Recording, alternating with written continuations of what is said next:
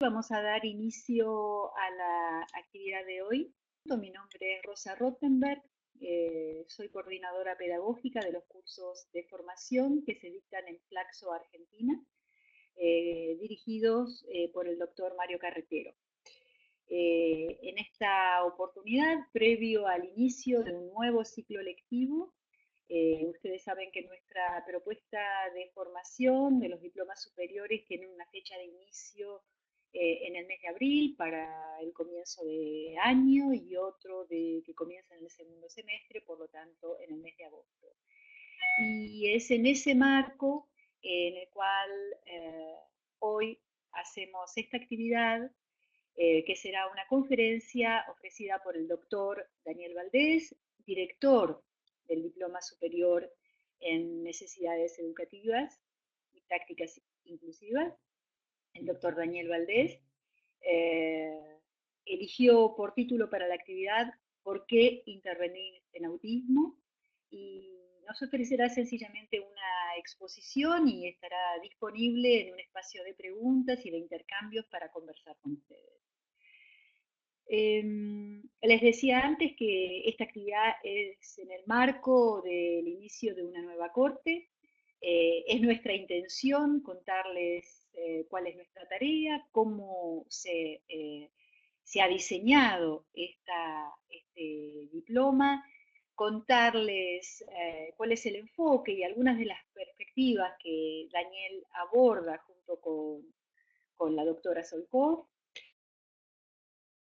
que puedan conocer un poquito más acerca de la orientación de este diploma superior, y también quisiéramos contarles y comentarles con alegría que en el mes de agosto el proyecto está creciendo y por primera vez ofreceremos un curso semestral, también dirigido por el doctor Daniel Valdés y la doctora Solkov, eh, para los egresados del primer nivel del diploma superior en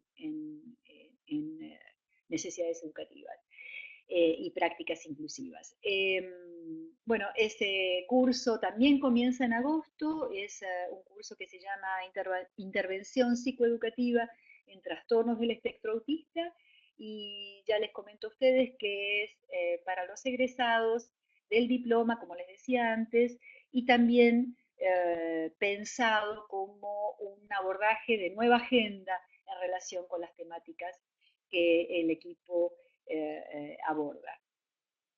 Hechos estos comentarios, la organización de esta actividad puntualmente, les cuento que por ahí estaban preguntando por el tiempo de trabajo. Nuestra idea es tener un primer momento en el cual vamos a escuchar la presentación de Daniel. Yo voy a estar acompañando, tratando de recuperar algo de lo que ustedes puedan ir comentando, planteando a modo de interrogantes, chat, y vamos a tener un momento en el cual voy a llevar la voz de ustedes para tratar de que Daniel pueda acercarnos a alguna perspectiva sobre esas preguntas o sobre esos comentarios. Dicho todo esto, me toca presentar al doctor Daniel Valdés. eh, eh, como es un espacio próximo, tengo que decir que Daniel es un gran amigo y además es doctor en psicología por la Universidad Autónoma de Madrid, director de la diplomatura en Flaxo, eh, también director del curso de Intervención Psicoeducativa, es profesor en la Facultad de Psicología de la Universidad de Buenos Aires, realiza innumerables trabajos, eh, ustedes conocen su trayectoria y su fuerte implicancia personal y profesional en los temas que aborda. Eh, Autor de numerosos trabajos, de varios libros hermosos de leer. Así que bueno, no voy a seguir presentándolo, y vamos a darle imagen y voz para escucharlo. Daniel, te esperamos.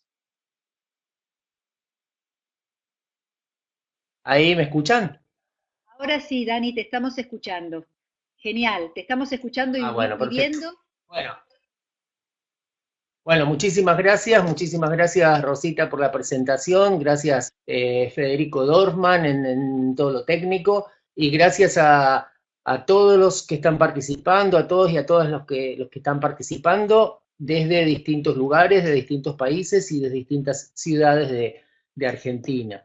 Bueno, la idea es comentar algunas cuestiones que claro, muchos de los que están escuchando nos conocemos, hemos recorrido por ahí algún curso, algún encuentro, alguna jornada, y entonces vamos a hacer como una conversación que va a tocar algunos temas básicos, pero a veces esos temas básicos implican volver a preguntarnos algunas cuestiones sobre las que estamos trabajando y venimos trabajando, pero muchas veces no tenemos tiempo de parar y reflexionar, ¿no? Algunos incluso tal vez le llama la atención a esta altura de poner esta pregunta, ¿por qué intervenir en autismo? ¿No? Puede resultar paradójico el tema de plantearnos en este momento por qué intervenir en autismo, ¿no? Y un poco la respuesta está en este contexto de plantear la diversidad como un desafío, porque si nosotros hablamos de diversidad y hablamos como se habla en la actualidad de neurodiversidad, estamos planteando que va a haber justamente diferentes formas de ser, diferentes condiciones de ser, diferentes maneras de ser y de estar en el mundo.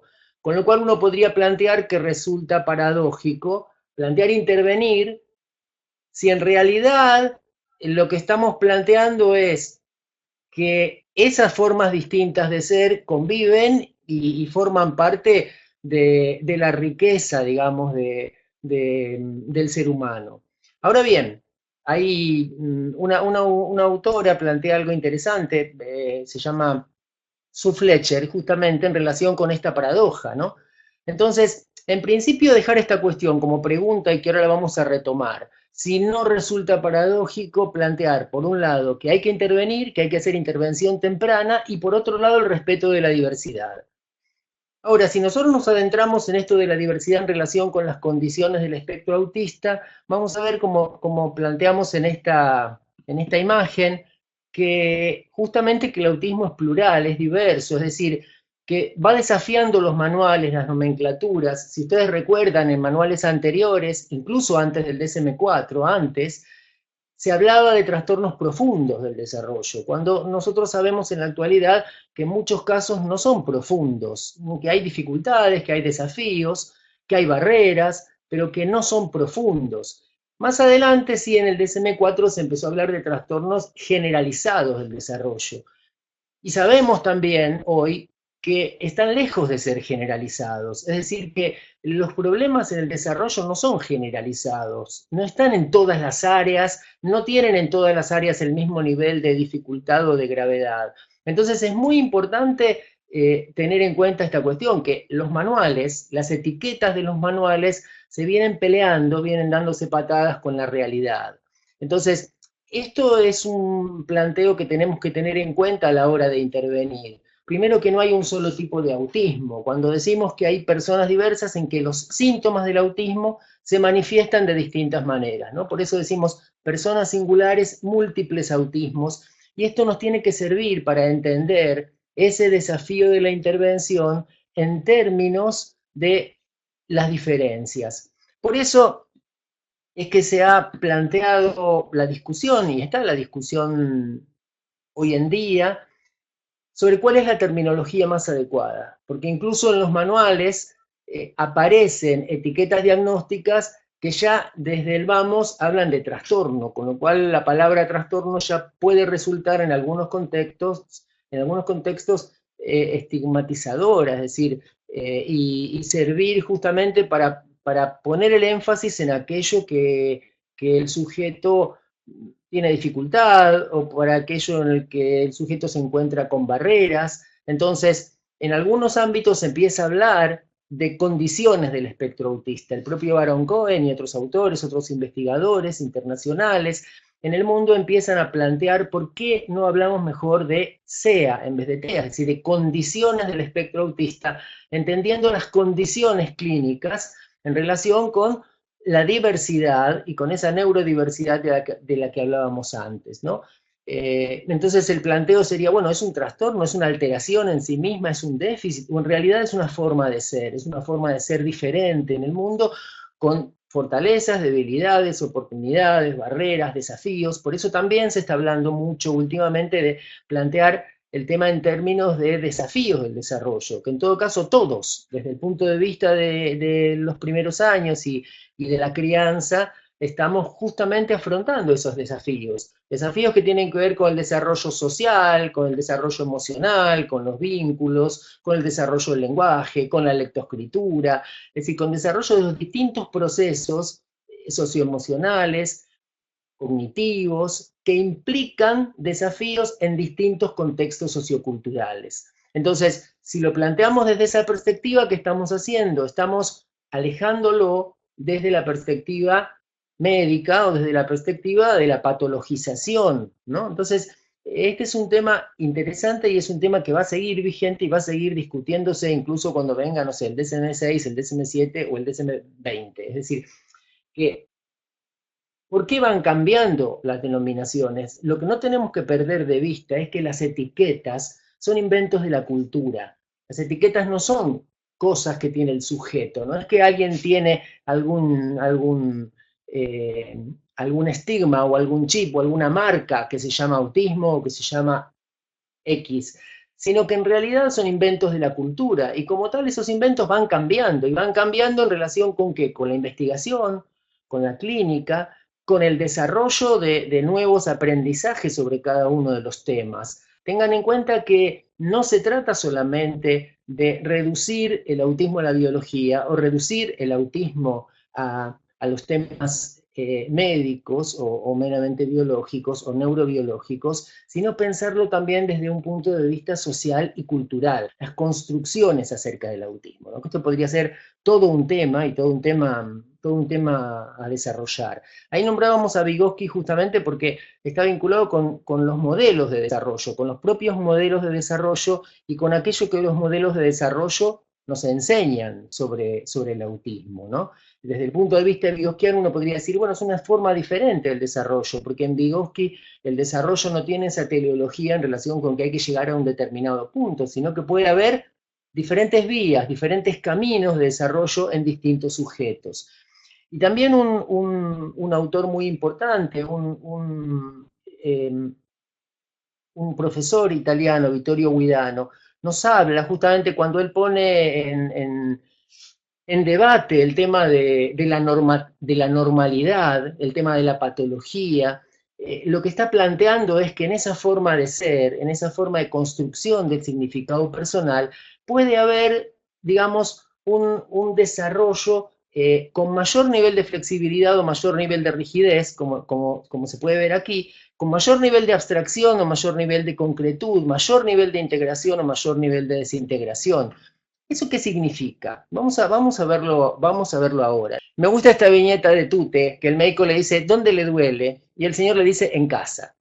¿Por qué? Porque esto tiene que ver con lo que planteábamos recién, vinculado a algunas cuestiones que tenemos que tener en cuenta a la hora de afrontar estos temas. Es decir, cuando se plantea esta viñeta, que es graciosa, lo que se está planteando acá, en parte, es el tema de los contextos.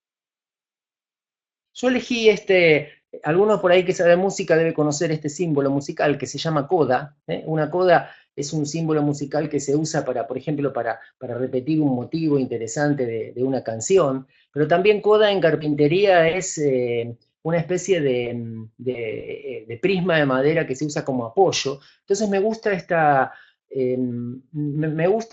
idea de coda en relación con estas palabras que creo que son importantes para tener en cuenta en relación con la intervención. Una es los contextos. ¿Por qué los contextos? Porque esto donde le duele en casa está muy vinculado con lo que nos ocurre muchas veces con los chicos con condiciones del espectro autista o con los adultos. Es decir, cuando se habla, por ejemplo, de los berrinches o situaciones donde la persona por ahí se pellizca, se pega o le pega a otro o se tira al suelo o tiene una pataleta, el berrinche no es que sea una marca en sí misma del autismo, el berrinche puede ocurrir en determinado contexto y lo que hay que tratar de indagar es justamente no solamente el berrinche en sí mismo, o como si el berrinche fuera un atributo propio de un sujeto, sino qué está ocurriendo con ese sujeto en relación con un contexto. Por ejemplo, ¿no será que en ese lugar hay demasiado ruido? ¿No será que ese ruido le está molestando y le provoca mucha ansiedad? ¿No será que hay un tema de anticipación o de flexibilidad y que hicimos cambios y que no los avisamos? Y que esos cambios para esa persona resultaron desde el punto de vista emocional caóticos y no puede asimilarlos. Es decir, entender el contexto, además, desde una perspectiva vinculada con una construcción. ¿Qué quiero decir? Hay contextos amigables, hay contextos cálidos, hay contextos que son más hostiles. Y entonces, construir contextos amigables, cuando hablamos de las condiciones del espectro autista, implica tener en cuenta, por ejemplo, la necesidad de la persona de anticipación, la necesidad que cualquiera puede tener, a cualquiera de nosotros nos puede ocurrir que en una situación donde, por ejemplo, hay mucho ruido, eso nos moleste, o que no nos avisen o no nos anticipen algo con antelación, que te hagan una fiesta sorpresa. Hay algunas personas que les encanta y otras personas que eso lo detestan, porque necesita que se lo avisen, ¿no es cierto? Entonces, en ese sentido es importante, cuando hablamos de los contextos, si pensamos en esas primeras letras de la coda, plantear esta idea de descentrar la mirada del punto de vista individual, para pensar el contexto como un proceso dinámico, como un entramado, como un entretejido. Tenemos que empezar a cambiar la mirada en relación con los contextos, porque en general llamamos contexto al entorno y al entorno físico, como si el contexto fuera algo que está fuera. Y sin embargo, el contexto no es lo que está fuera meramente, o no es lo que nos rodea meramente. Y acá vamos a hacer énfasis en una visión desde el punto de vista teórico sociocultural, con Engenstrom, con Paul, con algunos de estos autores de la psicología cultural, que implican justamente que el contexto, la palabra texto quiere decir tejido, ¿no es cierto? Entonces el contexto justamente es aquello que entrelaza. Y el contexto es un entramado que se va constituyendo, que se va construyendo en relación con los actores que participan, pero también en relación con las acciones de esas personas, de esos sujetos, que constituyen y que dan existencia a esos contextos. Brunner lo definía muy bien cuando hablaba de la relación entre el bebé y los papás, cuando le hacían el juego del cucú, acá está, y se mataban de risa. Él lo definía esto como fiestas móviles, ¿eh? Son contextos que se construyen y luego se deconstruyen de alguna manera. Brunner esto lo llamó formatos, ¿eh? Algunos de ustedes lo deben recordar, esos formatos, esas fiestas móviles. ¿Por qué hacemos énfasis en esto? Porque, por ejemplo, antes hablábamos de los berrinches. Lo decía como ejemplo, pero podría ser cualquier otro tipo de conducta. Y lo que hay que entender es que no necesariamente ese chico va a tener berrinches en todos los contextos. ¿Por qué, por ejemplo, tiene berrinches en la escuela, pero solo en la última hora y solo con la maestra de lengua y no con la de matemática? ¿Por qué le ocurre eso en la casa de la tía y no en la casa de la abuela? ¿Sí? ¿Por qué le ocurre cuando está el primo y no cuando está la hermana? Es decir, ese tipo de cuestiones que parecen muy básicas, pero muchas veces se van perdiendo y lo que queda simplemente es plantear, bueno, ¿cuál es la conducta? Y analizar esa conducta, pero fuera del contexto y fuera de la interacción entre las personas. Entonces, volviendo al esquema que habíamos comentado, es fundamental tener en cuenta los contextos, pero es fundamental también tener en cuenta el desarrollo. El desarrollo, y no tenemos tiempo acá de plantear las ideas de desarrollo, pero es muy importante tener en cuenta los modelos de desarrollo con los que estamos manejándonos. Es decir, cuál es nuestro modelo de desarrollo para entender, por ejemplo, el desarrollo afectivo, el desarrollo socioemocional, el desarrollo vincular, el desarrollo comunicativo, los primeros gestos comunicativos, la aparición del lenguaje, es decir, con qué tipo de herramientas contamos para entender el desarrollo, porque si no entendemos el desarrollo, si no tenemos modelos acerca del desarrollo, no vamos a entender las condiciones del espectro autista, no vamos a entender qué les pasa a las personas con espectro autista. Y por otro lado, vinculado con el desarrollo, esta idea de dimensionalidad, es decir, que el desarrollo en las distintas áreas hay distintas dimensiones del desarrollo. Entonces, cuando muchas veces se dice, la persona con autismo, por ejemplo, tiene, no tiene teoría de la mente, por ejemplo. Es decir, esto es un error. Tiene dificultades en teoría de la mente, es decir, tiene dificultades en atribuir emociones, intenciones, deseos, creencias al otro y a sí mismo. Sí, tiene dificultades. Pero ¿cuál es el nivel de esas dificultades? Es decir, estos procesos justamente son eso, procesos constructivos, no son entidades todo nada, que el sujeto tiene o no tiene, ¿no es cierto? Lo mismo vemos en el área de la comunicación y el lenguaje. Hay personas que se comunican y hablan, que tienen lenguaje verbal, otras personas con condiciones del espectro autista que pueden comunicarse, pero no tienen lenguaje verbal, se comunican con distintos sistemas aumentativos, alternativos de comunicación. Es decir, lo importante es tener en cuenta las áreas del desarrollo y la dimensionalidad. Y así se ve ese cambio entre el DSM-4-TR, donde se hablaba, como decíamos, de TGD, y el DSM-5, donde se empieza a hablar de TEA. Y ese cambio no es solamente un cambio en la denominación, que igual, como decíamos, seguramente va a seguir cambiando, y vamos a seguir aprendiendo cada vez más acerca del área, sino que además es un cambio entre una perspectiva que es una perspectiva categorial, es decir, el TGD tenía categorías diagnósticas, autismo, síndrome de Asperger, síndrome de Rett, trastorno desintegrativo infantil, TGD no especificado, es decir, esas 5 categorías formaban parte de los TGD. Eso, con el manual internacional actual de la Paqueda de lado, y se empieza a hablar de TEA. Y TEA implica adoptar una perspectiva dimensional. Por supuesto que un nuevo manual tiene límites, está todavía en debate, seguirá habiendo críticas, habrá que hacer mucha investigación todavía, pero la idea de la perspectiva dimensional es importante porque justamente esta etiqueta de TEA, trastorno del espectro autista, va a hacer énfasis en las dimensiones del desarrollo. Y en la actualidad, en el manual, en el DSM-5, lo que se plantea es trastorno de espectro autista y se habla de niveles, nivel 1, nivel 2, nivel 3, según el tipo de apoyos que la persona necesite. Por eso ahí, cuando hablamos de ese continuo dimensional, las relaciones sociales, la comunicación y el lenguaje, la flexibilidad, la imaginación, estamos planteando justamente, en relación con lo que venimos diciendo que no solamente, voy a ir unas diapositivas atrás, para plantear este tema de los apoyos, es decir, no solamente que se adopte una perspectiva del desarrollo y una perspectiva dimensional, en términos de que no son competencias todo o nada, sino que hay dimensiones del desarrollo, sino que en relación con la evaluación del desarrollo y de esas dimensiones, tenemos que plantear los apoyos. ¿Qué tipos de apoyos la persona necesita? Por eso cuando se habla de nivel 1, nivel 2 o nivel 3, lo que se está planteando es, bueno, ¿qué niveles de autonomía la persona tiene? ¿Cuáles puede llegar a alcanzar en términos de qué apoyos va a necesitar para las situaciones de la vida cotidiana, para el desarrollo de la vida en su comunidad, en la escuela, en la familia, etcétera, etcétera, algo que vamos a comentar ahora? En ese sentido, hablar de espectro está vinculado con esta idea que nosotros tenemos, por ejemplo, en la etapa del libro Autismos, un libro que hicimos con un equipo de colegas, que justamente la idea es esta idea de espectro como el espectro de colores, es decir, como arco iris, como ahí en las gamas hay un punto en que cuesta diferenciar cuando se pasa de una tonalidad de azul a una tonalidad más oscura, ¿no? ¿Qué es lo que se está planteando acá? Que lo que cuesta son los puntos de corte.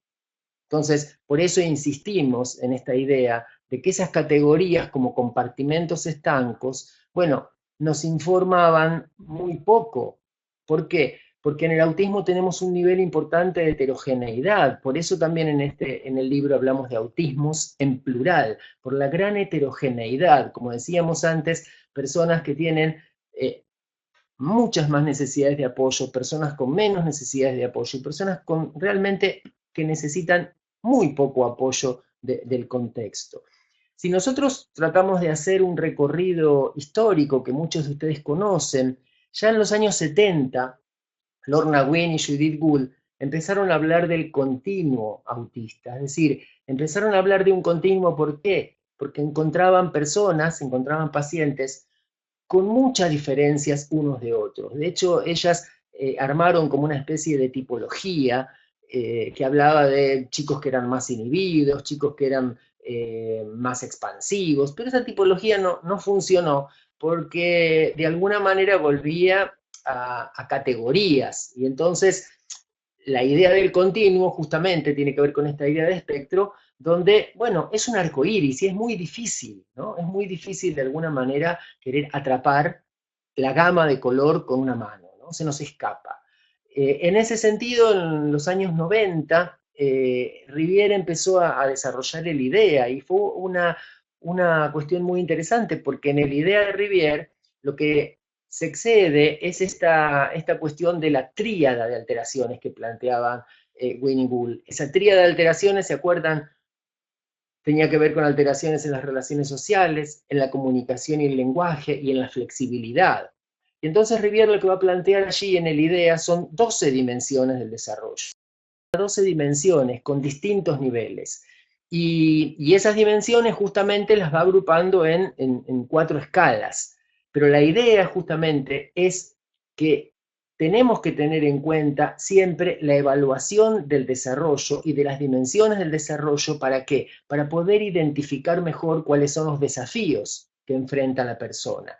En ese sentido, una herramienta muy importante es el A22, que es una herramienta de diagnóstico de autismo que muchos de ustedes conocen, e incluso muchos deben utilizar, una creación de Catherine Lord y los colaboradores, que también tiene una perspectiva dimensional. Es decir, las áreas del desarrollo son siempre las mismas, es decir, son comunicación y lenguaje, desarrollo simbólico, juego, relaciones interpersonales, interacción recíproca, flexibilidad en la conducta, tipos de conducta. Es decir, las áreas van a ser las mismas, pero la idea justamente es cuál es el enfoque. Y en este enfoque es muy interesante porque la evaluación también muestra estas dimensiones, estas diferentes gamas de colores, digamos, en cada área, ya para plantear la hipótesis diagnóstica. En ese sentido, como comentábamos recién, el DSM-5, con todas las críticas o con todas las limitaciones que se le pueden hacer, pero también tiene esta perspectiva dimensional,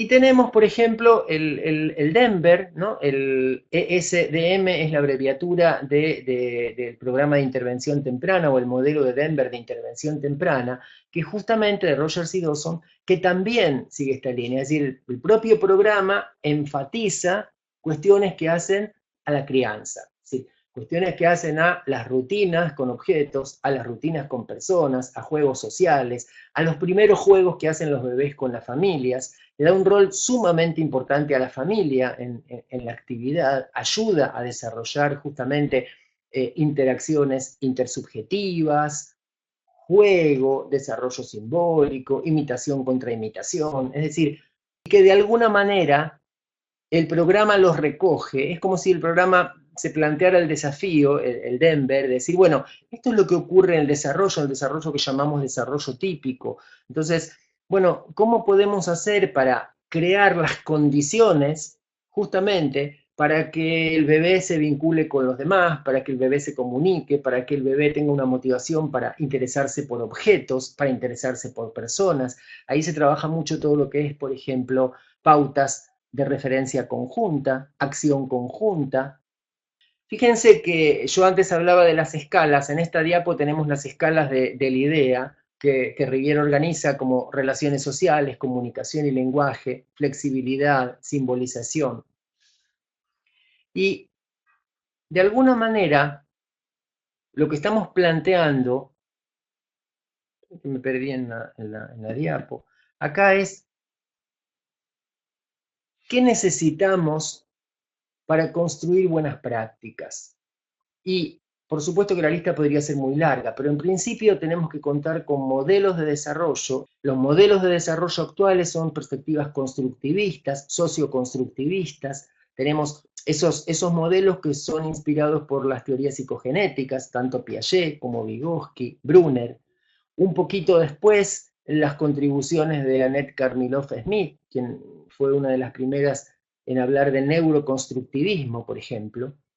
Por otro lado, justamente siempre trabajar haciendo evaluación de los niveles del desarrollo, la importancia de la evaluación permanente de los niveles de desarrollo y tener objetivos de intervención clínica y educativa, objetivos que tenemos que saber que tenemos que compartir con la familia. Es fundamental el trabajo con la familia. Estamos hablando además de que cada día las familias llegan antes a la consulta, porque cada día afortunadamente hay más nivel de conciencia. Sabemos que es, decía, la intervención temprana, sabemos que es fundamental. Cuando hablamos de planificar e intervenir, tenemos modelos integrales de tratamiento, como lo es el Denver, por ejemplo, o como lo es el TEACH, o como lo es el CERS. Es decir, son modelos integrales. ¿Qué quiere decir? Que esos modelos trabajan todas las áreas del desarrollo, pero también tenemos prácticas focalizadas de intervención. ¿Y eso qué significa? Significa que podemos tener, además del modelo integral, tener objetivos específicos. Por ejemplo, vamos a trabajar sobre comprensión emocional. Vamos a ver, que Javi pueda identificar que la cara de contenta de mamá, o la cara de contenta de la maestra, o la cara de contento de papá, significa que está feliz, significa que está contento. O la cara de enojado quiere decir que está enojado o enojada. Entonces, cuando yo estoy planteando esos objetivos que son recortados, que son focalizados, puedo armar un programa de trabajo en relación con actividades funcionales, porque es muy funcional, por ejemplo, para Javi identificar que cuando la mamá le pone cara de enojada, o el papá le pone cara de enojado, o la maestra, ¿eso qué significa? O sea, que pueda hacer una lectura en términos de comprensión emocional, y esto es muy probable que si se lo enseñamos lo pueda aprender. Eso significa que esa práctica es una práctica focalizada de intervención, donde tengo objetivos específicos. Lo que hay que decir, que yo creo que la mayoría de ustedes conoce, pero no hay que dejarlo pasar aunque parezca obvio, todos estos programas tienen como centro el desarrollo de la comunicación. ¿Sí? El vector comunicativo es fundamental, porque la comunicación está vinculada también con, no solamente con comunicación y lenguaje, sino justamente con el otro, con vincularme con el otro, ¿sí? Con la interacción social, con el desarrollo emocional, con el desarrollo cognitivo. El vector comunicativo es fundamental en todos los programas, y todos los programas lo tienen en cuenta. En ese sentido, siempre la idea de objetivo último está vinculada con la autonomía, con la autodeterminación, con el autovalimiento. Cuando nosotros hablamos de calidad de vida, hay muchísimas definiciones de bienestar emocional, calidad de vida de la persona con condiciones del espectro autista. Pero si queremos una definición muy concreta, o por lo menos una definición que a mí me parece muy operativa, hay mejor nivel de calidad de vida cuanto más sean los contextos en que la persona con espectro autista puede participar. Es decir, cuanto más contextos de interacción se puedan construir, en la familia, en el supermercado, en la plaza, en el club, en la escuela, así cuanto mayor nivel de participación en contexto se pueda construir con la persona, mejor será la calidad de vida. Todas las demás definiciones pueden ser interesantes, pero hay muchas definiciones y muy teóricas, pero en esto creo que hay que ser muy concreto, tanto con la familia como con el equipo terapéutico, es decir, tener en cuenta que las restricciones nunca favorecen la calidad de vida. ¿Qué quiero decir? Mira, ya no voy más a los cumpleaños con Nico porque se pone a gritar, o porque se mete abajo de una mesa, o no vamos más a comer afuera, o no vamos más al McDonald's o al Burger porque le roba la comida a los de otras mesas, ¿no? Por ejemplo. No, mira, al club no vamos más porque Javi lo que hace es sacarse la malla y se tira al agua sin ropa. No, entonces, ¿qué pasa? Frente a los problemas, las restricciones, restringir contextos, restringir participación. La idea es que el equipo terapéutico tiene que estar allí para brindar apoyos, para poder construir contextos de participación, que no es fácil, no es fácil, que hay que analizar cada situación con la familia, etcétera, etcétera, pero el sentido opuesto de esto es que cada vecino se queda con menos contextos de participación. Entonces, no vamos al cumpleaños de la prima, no vamos al casamiento de los tíos, no vamos al club, no vamos a la plaza, no vamos a comer afuera, no vamos a la escuela, no, es decir, entonces, bueno, nos encerramos en una habitación. Eso no es ni calidad de vida, ni bienestar emocional. Ahí el desafío es que podamos brindar los apoyos necesarios, ¿no? Y ahí hay otra viñeta de Tute. Creo que tengo que ir terminando, me parece, porque si no, no va a haber tiempo para preguntas. Hay otra viñeta de Tute que dice, mirá, que yo sé ser yo sin vos, ¿no? Yo necesito mis apoyos también para leer. Mira que yo sé ser yo sin vos. ¿Eh? ¿Por qué? Porque a veces esos apoyos los tenemos que pensar, como Brunner pensaba el andamiaje. Y el andamiaje es un formato que se construye, un contexto construido interpersonal, pero que también se va retirando gradualmente. Es muy importante tener esto en cuenta. En la medida que el sujeto puede avanzar, también retirar los apoyos. Esto no es solo para la maestra integradora, la maestra de apoyo a la inclusión, es para también los terapeutas y es para mamá, es para papá, es decir, brindar los apoyos necesarios, nunca retirarlos antes de tiempo, pero no tampoco brindar apoyos que hacen, decía, poder retirar los apoyos porque la idea también está vinculada con lo que decíamos antes de los objetivos de autonomía, de autodeterminación, de autovalimiento. Y lo tenemos que pensar en términos de objetivos para la semana que viene, para dentro de 15 días, para dentro de 4 meses, pero cuando podamos con las familias también tenemos que plantear cuestiones que son de acá a 5 años o de acá a 10 años. ¿Qué quiero decir? Uno no puede plantear eso porque uno no puede tener control sobre el futuro, pero sí puede imaginarse escenarios. Imaginarse escenarios futuros es fundamental para planificar, no solamente en términos de aquí y ahora, sino en términos de metas. Eso, de hecho, uno en general lo piensa en lo personal, lo piensa en relación con cualquier hijo. ¿Por qué no pensarlo también con los equipos y con las familias en términos de qué metas de autodeterminación o autovalimiento puedo llegar a cumplir? Hace poco tiempo comentaba, veía a un adulto con autismo, con lenguaje verbal, y él se podía expresar, necesitaba organizarse, pero yo le pregunto, por ejemplo, ¿vos sabés hacerte la comida? Por ejemplo, ¿sabés hacerte un churrasco? ¿Sabés hacerte una milanesa? ¿Sabés hacerte unos fideos, una sopa? No. ¿Un té? ¿Sabés hacerte? No, me lo hace mi mamá. Entonces, esas cuestiones también tienen que ver, las actividades de la vida diaria, de la vida cotidiana, también tienen que ver con generar autonomía. No se empieza a trabajar autonomía a los 14, a los 18 o a los 25 años. En términos de buenas prácticas, es importante, esto ya algunas cosas las dijimos, pero es importante en este contexto un planteo que me parece fundamental y es no basarnos, cuando hablamos de evaluación y de dimensiones del desarrollo, no basarnos justamente en todo lo que la persona no puede hacer, no basarnos solamente en aquello, entre comillas, alterado o en lo que pensamos como déficit.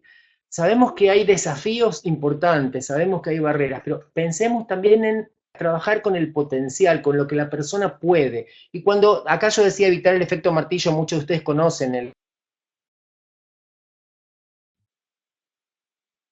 que usamos mucho para tratar el problema como si fuera un clavo. ¿Por qué? Porque muchas veces en nuestro ámbito la intervención lamentablemente se reduce a un conjunto de técnicas, no por mala voluntad, pero a veces una persona cree que tiene 4 o 5 técnicas y eso lo hace experto. Y hay que tener mucho cuidado porque no trabajamos con programas, no trabajamos con etiquetas diagnósticas, no trabajamos a partir de patologías, trabajamos con personas y con esas personas, como decíamos al inicio, que son muy diversas unas de otras, como nosotros somos unos distintos de otros, con muchísima heterogeneidad, y que en ese sentido tenemos que hacer énfasis en esta idea de planificación centrada en la persona, ¿no? Que es algo que venimos desarrollando hace tiempo, que trabajan en Estados Unidos, en Europa. Incluso ahora está habiendo programas muy interesantes de planificación centrada en la familia, porque es toda una dinámica familiar la que se encuentra en movimiento. Y entonces, tener en cuenta comunicación y lenguaje, tener en cuenta desarrollo simbólico, desarrollo motor, todas las áreas de desarrollo, pero siempre ese documento que está puesto ahí, que dice PRSNA de persona, es un documento que pueden bajar gratuitamente de las redes.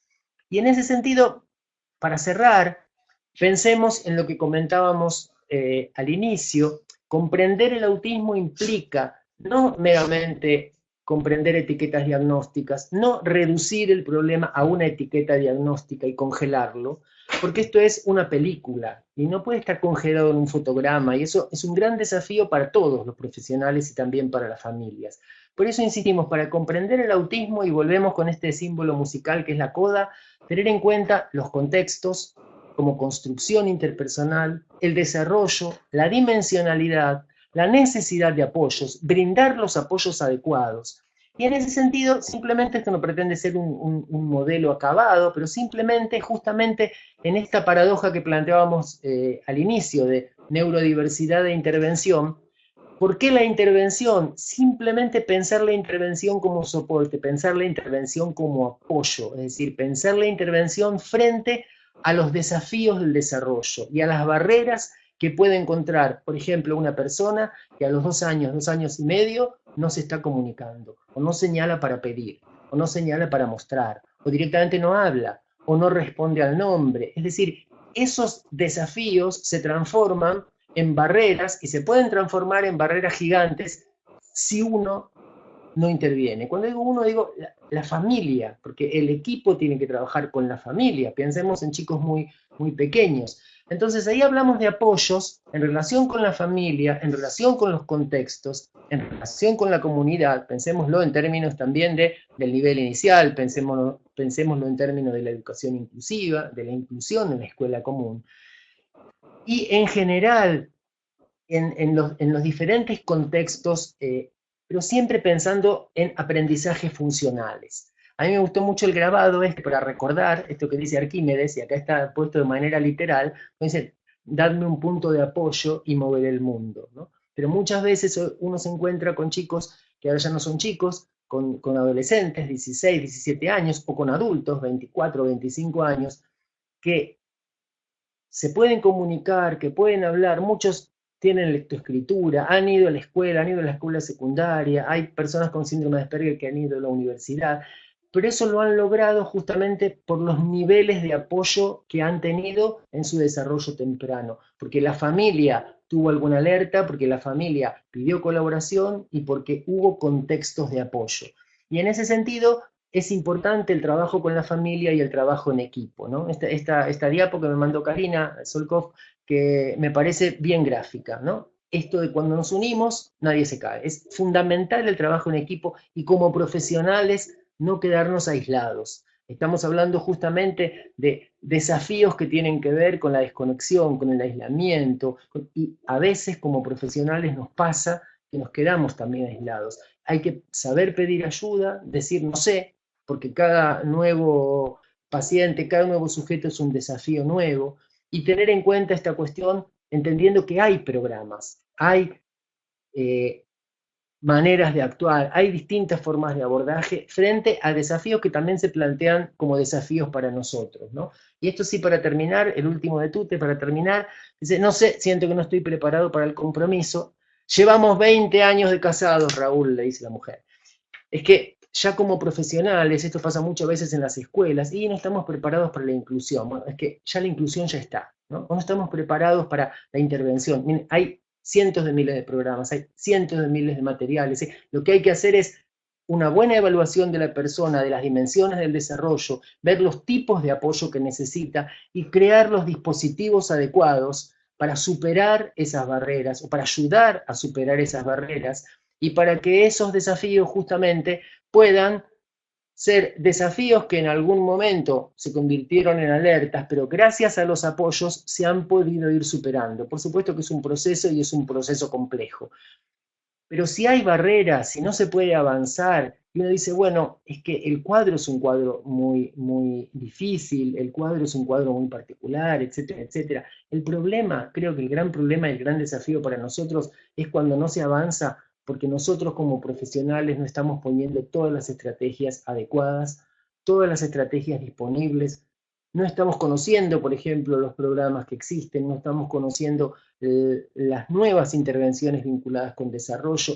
Esa puede ser una de las mayores barreras, y lo deseable justamente es, bueno, que nuestro compromiso ya pasa por allí, es decir, por estar cada día mejor informados, por conocer y por trabajar en redes, por trabajar en conjunto para asumir nosotros el desafío. Bueno, yo les quiero agradecer mucho por la atención. También pedir disculpas porque fui y vine, ya sé, yo me veía ahí la lucecita que a veces se apaga, pero nada, si tenemos tiempo contestamos algunas preguntas, les agradezco muchísimo el que estén allí presentes. Vuelvo a agradecer a Rosita, a Fede y al marco institucional de Flaxo por permitirnos estos intercambios y este desafío también de seguir creciendo juntos en esta temática. Gracias. Bueno, Dani, gracias a vos. Ahí estás recibiendo muchos saludos y muchos agradecimientos. Y coincido con muchas de las personas que lo están diciendo que siempre es útil y excelente la calidad de tu intervención. Así que bueno, gracias. Eso por un lado. Sí, Cecilia habla de tu generosidad para compartir lo que sabes y lo que haces. Así que, bueno, a través de ella traigo esos comentarios que son muchos. Si te parece, retomo alguna de las... lo perdimos a Daniel. Un minuto, a ver. Acá estoy, acá estoy. Acá estoy. ¿Estás, Dani? Bueno, Acá sencillamente estoy. para Sí. atender a Valeria, que es la 1 de la mañana en España y sin embargo sigue ahí conectada con nosotros, vamos a Ah, hacer un ratito corto, pero bueno, algunas de las preguntas que pude ir recogiendo, porque fueron muchas, te planteo algunas de ellas, ¿sí? Sencillamente para cumplir con mi rol de recuperar esas voces. Em, una cosa muy puntual y es que Graciela te pide si podés volver a enunciar los modelos que nombraste a lo largo de tu exposición. los modelos de desarrollo, no nombré, no puse una diapo con los modelos, pero sí hablé, si se refiere a eso, hablé de las perspectivas psicogenéticas, digamos, clásicas, Piaget, Vygotsky, Brunner, y hablé de Karmilov-Smith, que habla de neuroconstructivismo, ¿no? Entonces, pensándolo, digamos, desde el punto de vista de modelos de desarrollo, con una perspectiva socioconstructivista o sociocognitiva, depende de las denominaciones, pero siempre pensando en los procesos, ¿no? Que están vinculados con el desarrollo emocional, el desarrollo sociocognitivo. Creo que si se refiere a los modelos de desarrollo, ¿no? Sandra pregunta si los contextos deben ser mediados. Vos hablaste en un momento de los contextos de participación y dijiste, cuanto más contextos de participación para una persona, mayor calidad de vida, ¿no? En ese marco, en ese momento, Sandra preguntó si esos contextos deben ser mediados. Claro, ahí yo no sé si se ve la diapo que volví a poner, no sé si se ven mis diapos ahora, pero yo volví a poner la diapo de contexto, pensando el contexto a la manera de Engenstrom o de Michael Cole, cuando hablan de un contexto como una construcción. O sea, necesariamente el contexto es mediado. O sea, hay una mediación en términos de lo que llama Vygotsky mediación semiótica, el mundo, nosotros nos vinculamos con el mundo a través de un otro, vinculándonos con un otro, es un otro de la cultura, es decir, a través de los signos. En ese sentido, la mediación semiótica está justamente en el seno de esos contextos. O sea, necesariamente hay mediación. Estoy hablando de cualquier tipo de desarrollo de cualquier sujeto. O sea, sin esa mediación seríamos Víctor el salvaje de Aveirón, o sea, seríamos un niño lobo, ¿no? Sin la intervención de la cultura. La mediación en ese sentido es fundamental. Hay muchos Eh, trabajos, no solamente de Vygotsky, sino si quiere profundizar, de Jan Balsiner, de Werch, La mente en acción. Es decir, hay muchos, o Voces de la mente, hay muchos trabajos en esa línea de los neovigosquianos o postvigosquianos que realmente muy ilustrativos sobre el tema, ¿no? De la mediación semiótica. Hablando de contextos, Graciela está preguntando si se rompe el encuadre cuando hacemos una visita al ambiente familiar donde vive una persona que estamos tratando. Está muy buena la pregunta, porque justamente cuando hablamos de desafío, no es solamente un desafío del desarrollo para un niño, para una persona, para una familia. También el autismo nos desafía a nosotros a cambiar de alguna manera la mirada desde el punto de vista de la clínica. La ortodoxia no funciona con el autismo. Lo que quiero decir es que tenemos que trabajar cada vez más, todas las estrategias de intervención en el mundo están planteando aprendizaje en contexto, aprendizaje funcional. O sea, si bien podemos hacer ensayos, role-playing, filmarnos, hacer cosas que están vinculadas con dispositivos de consultorio, para aprender a comprar la leche, el pan y las galletitas en el supermercado y hacer la cola y esperar en la caja del supermercado, podemos ensayarlo, podemos trabajar con comunicación aumentativa, pictogramas, etcétera, pero hay un punto en el que tenemos que ir al supermercado.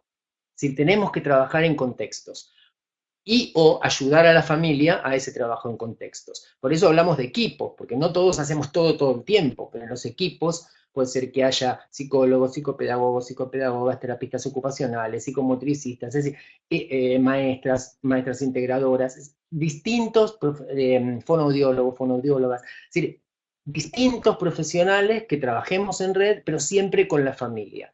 Y lo que no puede ocurrir, como ocurría hasta hace unos años, es que lo que pasa en el consultorio la familia no se entera. La familia tiene que conocer los objetivos de nuestro trabajo porque los tiene que compartir en contexto. Si estamos trabajando para que, por ejemplo, un chico, ayudarlo a que pueda sentarse a la mesa para compartir el momento del almuerzo con la familia, bueno, evidentemente ese es un objetivo a cumplir en contexto con la familia. Entonces, no es que lo hace muy bien y se queda sentadito y trabaja con nosotros en el consultorio, pero luego en ningún otro contexto puede compartir, por ejemplo, actividades en mesa. Entonces, la idea es trabajar en contexto.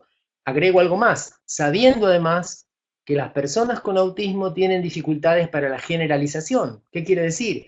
Que si lo aprende, fíjense lo que pasa con el PEX, con el sistema aumentativo de intercambio de imágenes. Dice, cambia la persona a la que el nene le da el pictograma para pedirle el autito o la manzana. Cambian a la persona, ¿no? Que no sea siempre la misma. ¿Por qué? Porque luego al chico le puede costar mucho generalizar, y entonces siempre le pide a uno y solo a uno. Entonces la idea justamente es, si tiene problemas de generalización, tenemos nosotros que crear contextos diferentes y en distintos contextos trabajar para facilitar el aprendizaje.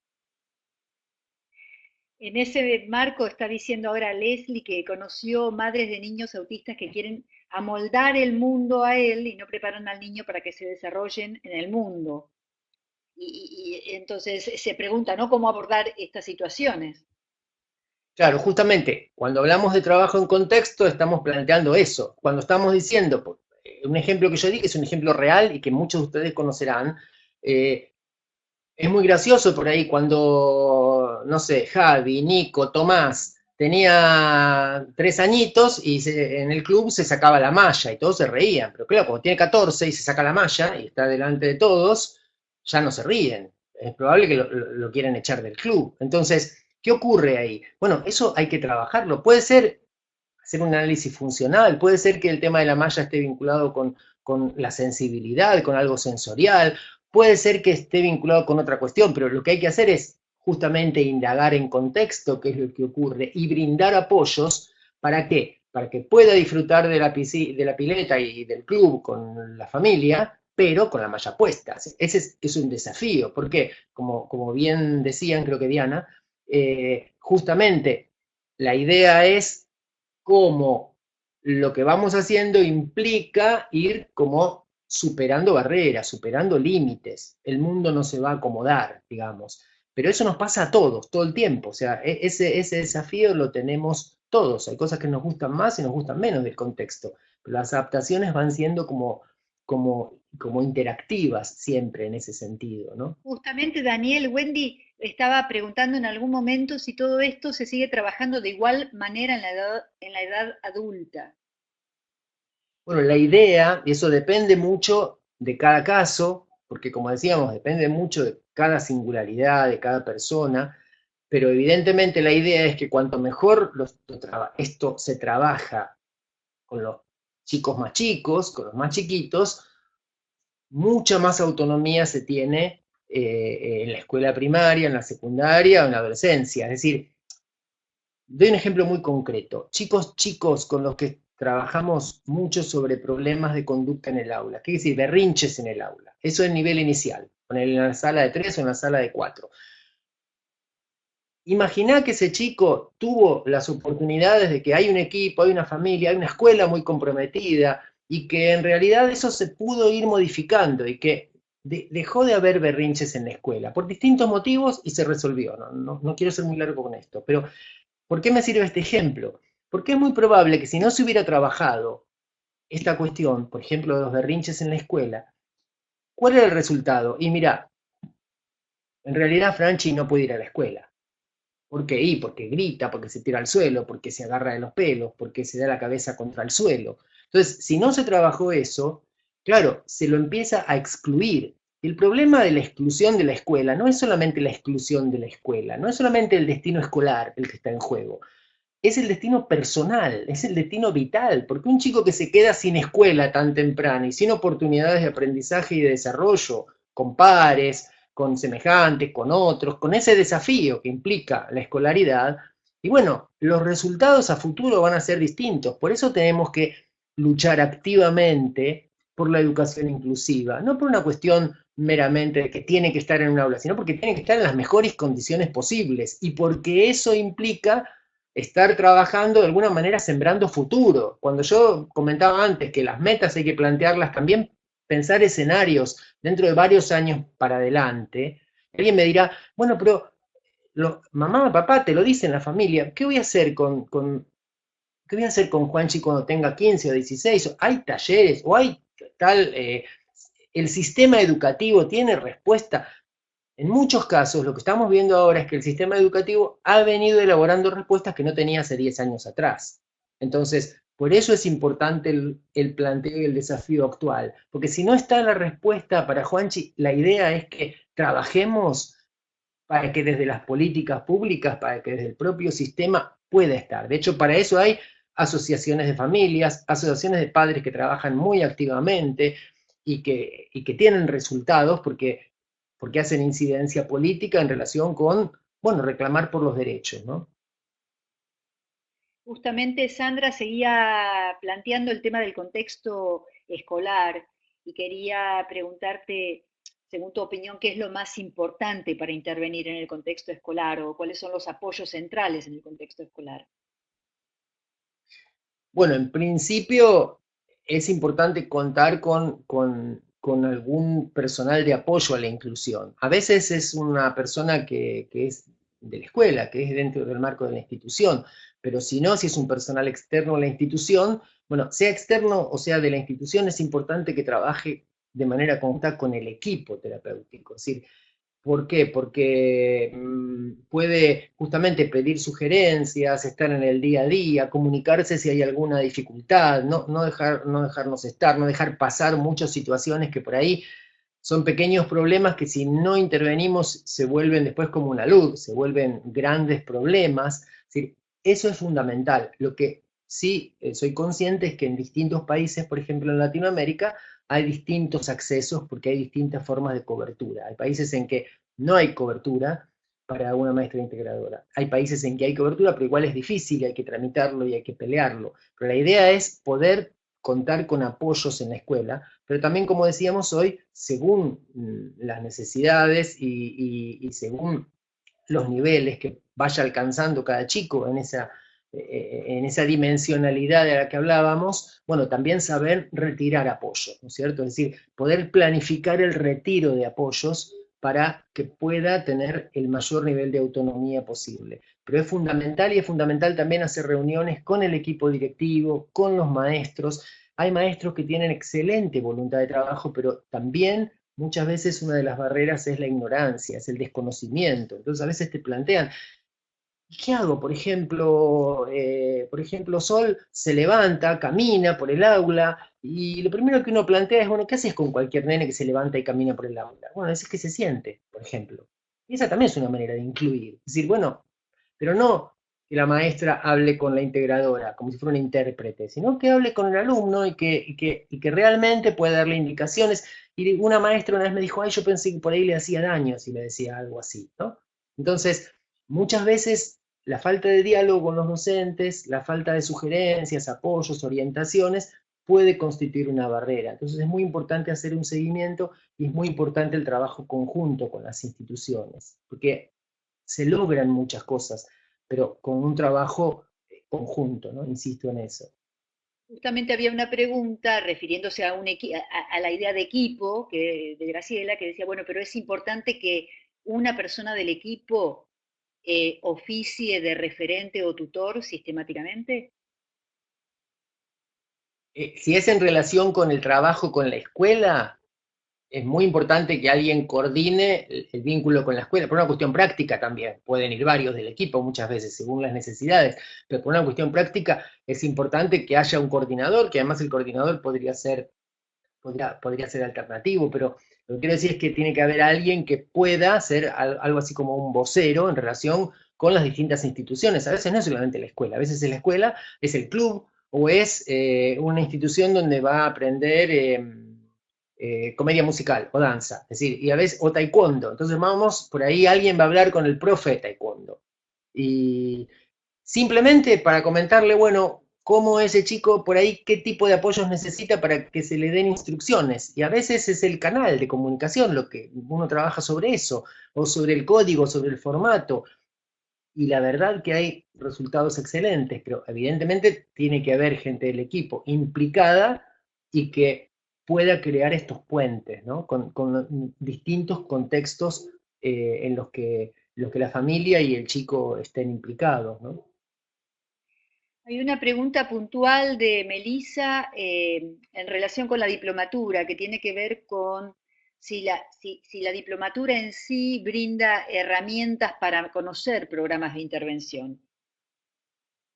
Sí, la diplomatura tiene una ventaja que a mí me parece que a esta altura que es una maravilla, que es contar con profesionales de distintos lugares, ¿no? Sobre todo tenemos muchos profesores españoles que nos cuentan experiencias de algunos de más de 30 años de experiencia en contextos europeos y que entonces, claro, profesionales que se han dedicado a, por ejemplo, una persona que es experta en temas de estereotipias, flexibilidad, la doctora Carmen Nieto, o el profesor Javier Tamarit, que conoce mucho justamente sobre conductas disruptivas, intervención comunicativa en problemas de comportamiento, ¿sí? O personas que conocen de áreas como desarrollo temprano, trabajo con bebés, investigaciones con bebés. Es decir, lo que permite justamente este espacio que creamos en el campus es que haya profesionales de distintos lugares que estén especializados en distintas áreas y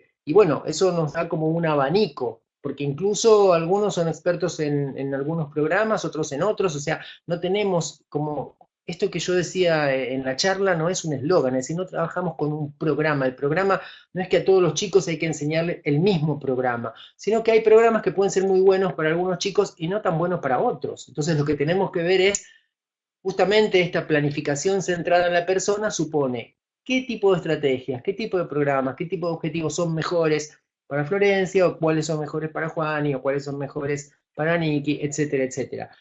Y ese, digamos, el campus nos brinda ese abanico de posibilidades. Y con este enfoque que yo planteaba, que es un enfoque vinculado con el desarrollo, ¿no?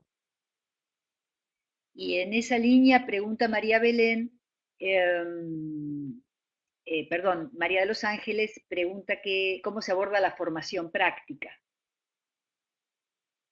Bien, ahí en general hay muchos ejemplos que se brindan en el contexto del curso, de la diplomatura. Ahora justamente a partir de las demandas de la gente, de lo que nos pedía la gente que hizo el primer nivel, bueno, se hizo un curso nuevo, Rosita lo comentaba, que es un curso de intervención. Pero hay que tener en cuenta que, aunque sea un curso de intervención y que esté mucho más centrado en las prácticas, que lo que no tenemos son, por ejemplo, pasantías, o sea, no se pueden tener pasantías virtuales, ¿no es cierto? Parece como una contradicción en sí misma, pero sí lo que se trata es de brindar muchos ejemplos, y de hecho muchas veces la gente misma, las personas plantean ejemplos y en los trabajos o en las actividades, que disparadoras también, hay cuestiones que están vinculadas con distintos casos, ¿no? Obviamente nunca centralizamos en personas que no conocemos, pero sí en aspectos que hacen a problemáticas generales de distintos niveles de desarrollo con condiciones del espectro autista donde hay tanta diversidad, ¿no? Esa es un poco la idea, porque la idea tanto de necesidades educativas y prácticas inclusivas en TEA, como el nuevo curso de intervención, justamente es vincular la investigación y los aspectos teóricos, qué se conoce hasta el día de hoy del autismo y las últimas investigaciones, vincularla con las prácticas. Porque lo que necesitamos justamente es mejorar la calidad de vida, el bienestar emocional, tanto de las personas con condiciones de espectro autista como de las familias, pero también de los propios terapeutas, es decir, que podamos trabajar realmente convencidos de lo que hacemos y felices de lo que hacemos, y que los chicos también estén contentos en el trabajo, porque también es importante que los chicos disfruten de las actividades, ¿no es cierto? Porque eso también pasa en cualquier tipo de abordaje terapéutico. Cuando los chicos empiezan a rechazar o no quieren ir a la terapia, también nosotros nos tenemos que preguntar qué estamos ofreciendo, o si no, ocurre que estamos ofreciendo siempre lo mismo, ¿no? Entonces, siempre estamos haciendo referencia a cuestiones de la práctica cotidiana, de la intervención, y también de la intervención educativa, ¿no? Bueno, hay muchísimas otras preguntas que están llegando y que fueron llegando a lo largo de la exposición. Nosotros vamos a cumplir con el plan que teníamos prometido. No vamos a dar respuestas a todas las preguntas, sencillamente porque eh, es acotado el tiempo que tenemos de trabajo. Eh, Creo que los temas fueron sugerentes. Muchísimas gracias por este tiempo de trabajo conjunto. Eh, Ha sido una muestra del tipo de trabajo, enfoque y sensibilidad, me parece, para el abordaje de la temática. Así que eh, tenés comentarios desde genio a gracias, me quedo con el gracias, Dani, como siempre. Bueno, podés leer vos a la gente, yo sencillamente les agradezco haber participado. Eh, Comparto con ellos las gracias, el encantado de escucharte por mucho más. Gente, acá tenemos una diapo con la difusión de la propuesta de formación. Eh, Hacemos esta actividad, como les decía antes, eh, previendo el interés, un poco a propósito, un poco como sugerencia, otro poco como invitación, con muchas ganas de encontrarlos, de que se sumen y bueno, eso, de seguir trabajando, si no es ahora, será en otra oportunidad, pero bueno, seguir tramando. Me gustó, Dani, lo de escribir texto, armar texto, tramar, estar en contacto, ¿no? Que dijiste que el texto es tejido, ¿no? Así Claro. que acá andamos tramando y tejiendo saberes profesionales y maneras de hacer. Así que muchísimas gracias por todo, un saludo. La gente de técnica nos dijo que les va a mandar el material, así que no se preocupen los que no pudieron seguirlo exactamente. A veces la tecnología conspira, pero bueno, lo seguimos intentando. Dani, un abrazo. Muchísimas gracias, gracias a todos desde España, México, Perú hasta Ushuaia, y a todos, a todas las quienes participaron, muchísimas gracias, estamos en contacto a través de Flaxo, a través de las redes. Gracias Rosita, mil gracias Federico Dorfman por la excelencia en el trabajo técnico, gracias. Hasta la próxima entonces. Chao, hasta luego.